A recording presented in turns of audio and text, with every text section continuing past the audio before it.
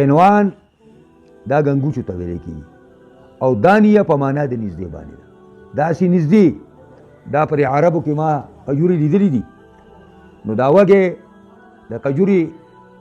چې روان شوی دی دا په ځمکه لګي دونه دونه کجوري وي او دومره یو غټ دغه کوي او د ځمکې ته رسېدلی نو هغې ته چې ناست یم به یې تراشوکې او خورې به په ناسته باندې او لوړې هم دي چې ورته ودرېږي نو به یې راکړي لکه څنګه چې د جنت میوې دي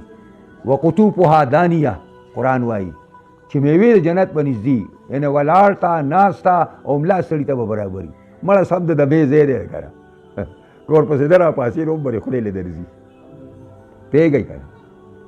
نو دا به هله کېږي چې د دنیا کې ستړی ستومانه کې ځان نو به د راحت ځای ته به بیا لاړ شي انشاءالله العزیز او که دلته مزې کولې نو بیا به ګرځې